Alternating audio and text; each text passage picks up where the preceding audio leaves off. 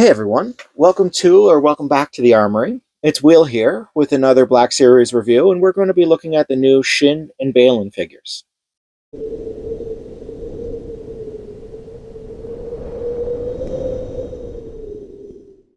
Let's start with Balin because he is the master, Shin being the apprentice, and we'll take a look at the box, one of my favorite parts of these reviews.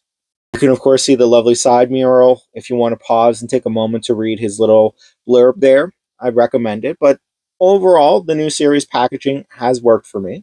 Each of the figures has an illustrated background now with the new packaging, and I don't think it shows up clearly on camera, but it does add a little scene or a little something extra to the series when I pick them up now. I've been holding on to some of those background illustrations, which is difficult because I don't have much space. Now, I will mention too, these are the same figures for Balin and Shin that were released earlier. The only real difference being that this one, they've included the cloaks that matches with what they were wearing in their introduction or when they first showed up in Ahsoka. I know there were some changes made to the lightsabers early on with that first run as well, where they were meant to look a little more orange, but to me, frankly, they still look a little red. Now, here's our first look at Baylan out of the box, and I am enjoying, or I do like what I see. Baylan is one of my favorite new characters, and Ray Stevenson's portrayal of the role was amazing. My missus has this phrase she likes to use, can the actor portray the secret? And there's so many questions I have about Baylan that Ray just played the mystery perfectly. Unfortunately, he has passed, and it is a situation where I kind of don't want to see him recast. But getting back to the figure, before my tangent, I was really impressed by the detail or the hair in this figure. It's something I feel can be missed or sometimes just does feel like a blob, and in this case, his hair and beard is very detailed. But what I don't love is the dark rings under his eyes that just makes it look like he hasn't gotten much sleep recently. I do like the coloring of the armor though, which is the same as the first release we got. And also, here we get to see Balin's comically large lightsaber that just slips from the hand. And just to show again, you can see the hilt, or Balin's hilt. It doesn't, or the camera isn't picking up just the kind of sharp edges or the pointed tip, but it is there.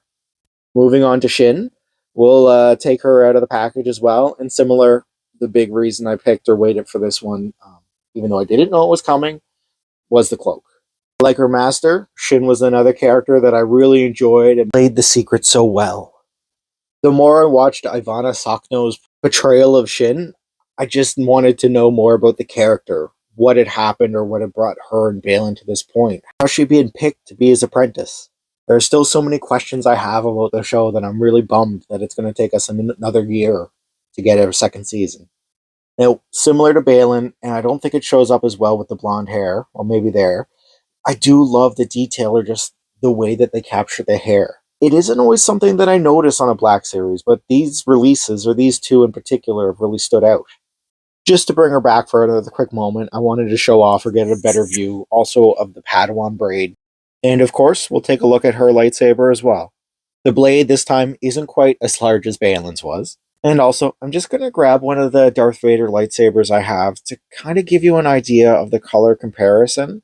You can see, or it does look, as I'd said before, like the blades themselves are a little more on the red side. At least that's how I'm seeing it. It may be one of those blue or gold dress situations. So let's take a quick moment, get them dressed, and take another look. Oh, actually, sorry, I think there might have been a mix-up there. Just one second.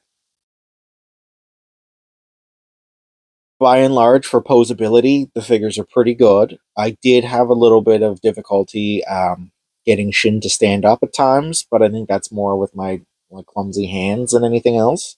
Also took a little bit of work to get the two-handed pose for Balin, but again, I think that's more of a me thing. Moving his arms, getting him to sort of reach around wasn't an issue.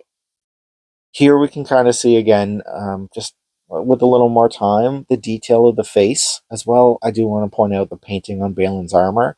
It is something that really impressed me and I liked about that initial figure when I would see it out and about. It just, I wanted something different, or I think I was waiting for something like the extra soft goods to really make me want to pick up these figures.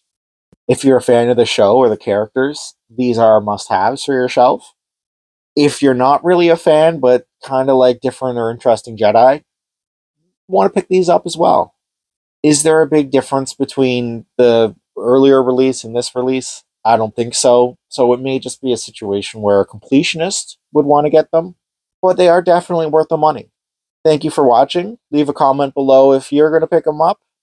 Please, as always, like, comment, subscribe, all those fun things. Until next time, may the Force be with you.